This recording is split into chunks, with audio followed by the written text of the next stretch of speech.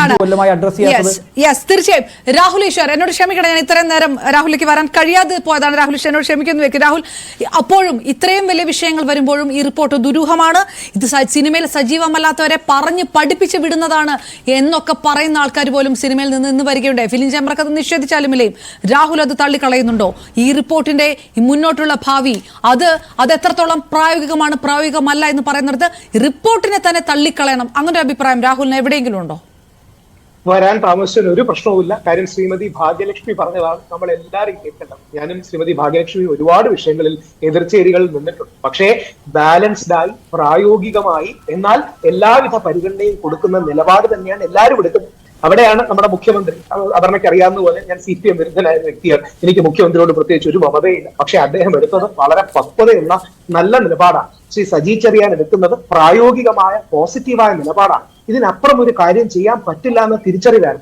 ഒരു നല്ല നേതാവിന്റെ ഏറ്റവും വലിയ ലക്ഷണം കയ്യടിക്ക് വേണ്ടി സംസാരിക്കില്ല എന്നുള്ളതാണ്. അതാണ് ശ്രീ പിണറായി വിജയന്റെ പ്രസ് മീറ്റ് നോക്കിയാൽ അദ്ദേഹം വളരെ മെഷേർഡായിട്ട് സംസാരിച്ചു. ഇത് വേണമെങ്കിൽ ഗാലറിക്ക് വേണ്ടി കൈയടിക്കാൻ വേണ്ടി ഒരുപാട് കാര്യങ്ങൾ അദ്ദേഹത്തിന് പറയാൻ പറ്റും. അത് പറയാതെ യാഥാർത്ഥ്യ ബോധത്തോടെ ഈ പ്രശ്നങ്ങൾ പരിഹരിക്കണമെന്നുള്ള ആ സ്വരമാണ്. അത് ശ്രീമതി ഭാഗ്യലക്ഷ്മിയിൽ നമ്മൾ ഇന്ന് കേൾക്കുകയുണ്ടായി, ശ്രീമതി രേവതി പറയുകയുണ്ടായി, ശ്രീ സുരേഷ് ഗോപി പറയുകയുണ്ടായി.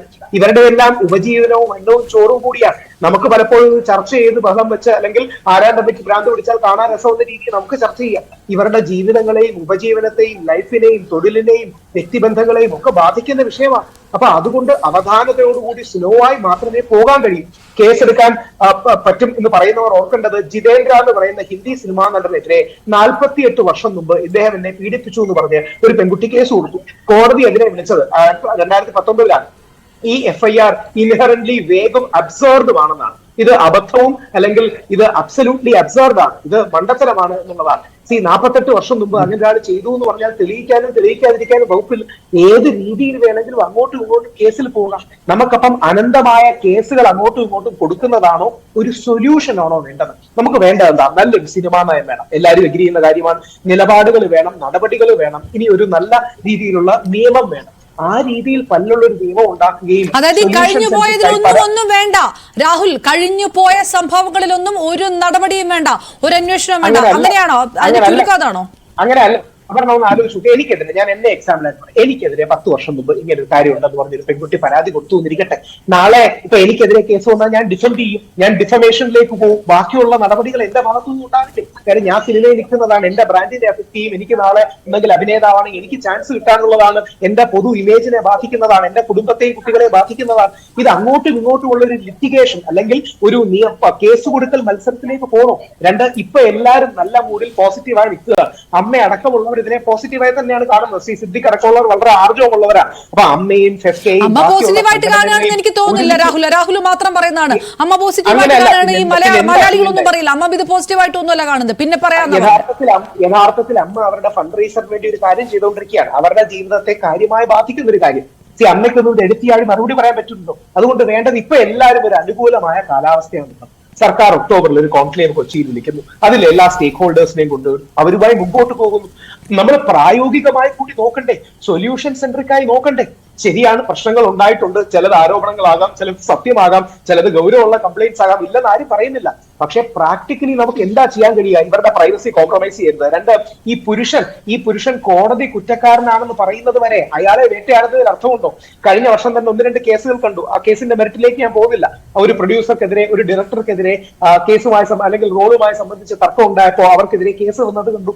നമുക്ക് ഫ്യൂച്ചറിസ്റ്റിക് ആയി ഇനിയും ഒരു സൊല്യൂഷൻ ഉണ്ടാകണം, ഇനിയും ഇതേപോലെ വേദന ഉണ്ടാകരുത്. ഞാൻ കണ്ണടച്ചിട്ടാക്കുന്ന വ്യക്തിയൊന്നുമല്ല, ഞാൻ ഒരു പുരുഷവാദിയാണ്. എന്നിരുന്നാലും കണ്ണടച്ചിട്ടാക്കുന്ന വ്യക്തിയല്ല. നമ്മുടെ സിനിമാ മേഖലയിലും എല്ലാ മേഖലയിലും എക്സ്പ്ലോയിറ്റേഷനും നടക്കുന്നുണ്ട്. അത് തടയിടാൻ ഇനി ഫ്യൂച്ചറിലേക്ക് നമുക്ക് എന്ത് ചെയ്യാം എന്ന പോസിറ്റീവായ കൺസ്ട്രക്റ്റീവായ ഒരു വിഷയം എടുക്കുന്നതിന് വരെ ഒരു വരി പറഞ്ഞ് അവസാനിപ്പിക്കാം. വേണമെങ്കിൽ ഈ അവസരം എനിക്ക് രാഷ്ട്രീയപരമായ മുതലെടുത്ത് പറയാം. പിണറായി വിജയൻ ശബരിമലയിൽ എടുത്തിയാടി, ഈ വിഷയത്തിൽ മുട്ടുപുറച്ചല്ലോ, പിണറായി വിജയൻ മട്ടാഞ്ചേരി മാഫിയയുടെ മുമ്പിൽ പകച്ചു നിന്നു എന്നൊക്കെ പറഞ്ഞ് നമ്മൾ കൈയടിക്ക് വേണ്ടി സംസാരിക്കരുത്. ഒരു മുഖ്യമന്ത്രിക്കോ അല്ലെങ്കിൽ സാംസ്കാരിക വകുപ്പിനോ ചെയ്യാൻ കഴിയുന്ന പ്രാക്ടിക്കലായ കാര്യങ്ങൾ, നമുക്ക് പലപ്പോഴും അറിയാവുന്ന കാര്യങ്ങൾ ഇപ്പോൾ ഒരു രേഖയായി വന്നു. ഇനി എന്ത് കൺസ്ട്രക്റ്റീവായി മുമ്പോട്ട് പോകാം?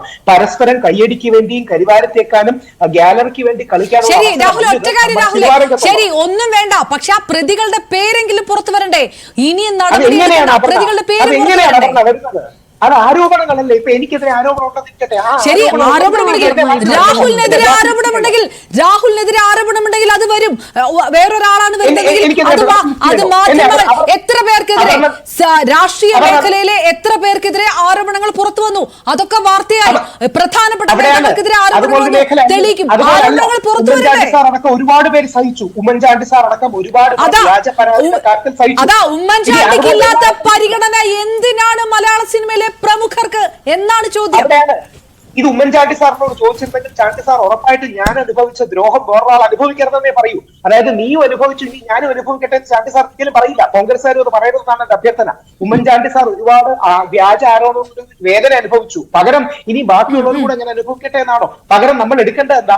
ഒരാളും ഇങ്ങനെ ദുരാരോപണത്തിന്റെ കണ്ണിൽ നിൽക്കരുത്. നേരത്തെ ബ്ലാക്ക് ലിസ്റ്റ് ചെയ്യുന്നതിന്റെ കാര്യമൊക്കെ പറഞ്ഞല്ലോ. കോടതി പറയുന്നതിന് മുമ്പ് ഒരാളെ ബ്ലാക്ക് ലിസ്റ്റ് ചെയ്യാൻ പറ്റുമോ? സർക്കാരിന് എന്ത് റൈറ്റ് ആവുള്ളത്? എനിക്കെതിരെ ആരോപണം ഒന്നും ഇവനെതിരെ ആരോപണം, നീ ഇതിനെ സർക്കാർ പരിപാടി വിളിക്കണ്ട, ഇതിനെ മാറ്റി നിർത്തണമെന്ന് പറയണോ? അപ്പൊ എന്റെ ജീവിതത്തിൽ എനിക്കുണ്ടാവുന്ന എന്റെ റവന്യൂ, എന്റെ കുടുംബം, എന്റെ കുട്ടികൾ, ഇവരെ കുറിച്ചൊന്നും നിങ്ങൾക്ക് കൺസേൺ ഇല്ലേ? അപ്പൊ എന്ത് തരത്തിലുള്ള ന്യായം അത് പറയുന്നത്? അപ്പൊ ഈ ബാക്കിയുള്ള സ്ത്രീകളെ കുറിച്ച് ആർക്കും കൺസേൺ വേണ്ടേ? ഈ ചെറിയ കുട്ടികൾ സിനിമയിലേക്ക് വരുന്ന പോക്സോ കേസ് വരെ അതിനകത്തുണ്ട്. അവരെ കുറിച്ചൊന്നും ആർക്കും കൺസേൺ വേണ്ടേ? 94 വർഷം മലയാള സിനിമയിൽ കാണിച്ച ഈ കുത്തഴിഞ്ഞ കാര്യങ്ങൾക്കൊന്നും അതിലൊന്നും ഒരു കൺസേൺ വേണ്ടേ? ഞാൻ ചോദിക്കട്ടെ, ആത്മഹത്യ ചെയ്ത മലയാള സിനിമ നടിമാര് വരെ ഇവിടെയുണ്ട്. അതൊന്നും അന്വേഷിക്കണ്ടേ? ഇതൊന്നും ആരും അറിയണ്ടേ? അങ്ങനെ ഒരു പരാമർശം ഉണ്ടോ എന്ന് എനിക്കറിയില്ല. അല്ല, ഞാൻ ചോദിക്കുന്നതാണ് വരട്ടെ, പുറത്തേക്ക് വരട്ടെ കാര്യങ്ങൾ. ഹേമ കമ്മിറ്റി തന്നെ പറയുന്നത്, let me start with a caveat that these experiences are not universal. ഇത് എല്ലാവർക്കും ഉള്ള ദുരനുഭവങ്ങളല്ല. മലയാള സിനിമയിൽ ഒരുപാട് നല്ല ആൾക്കാർ സ്ത്രീകളോട് ബഹുമാനവത്സരം പെരുമാറുന്നുണ്ട്. ഒരു വരി കൂടെ പറയാം. നേരത്തെ ശ്രീമതി ഭാഗ്യലക്ഷ്മി പറഞ്ഞത് പ്രധാനമാണ്. ഇനിയും വിജയിച്ച എല്ലാ നടിമാരെയും കോപ്പറേറ്റിംഗ് ആർട്ടിസ്റ്റ് എന്ന് വിളിച്ച് അധിക്ഷേപിക്കുകയാണെങ്കിൽ എത്ര പേര് കഴിവുള്ളവരെയാണ് നമ്മൾ ഇല്ലാതാക്കുന്നത്? എത്രയോ പ്രഗത്ഭരുണ്ട്. ശരിയാണ്, തീർച്ചയായിട്ടും. Advocate C. ശുക്കൂർ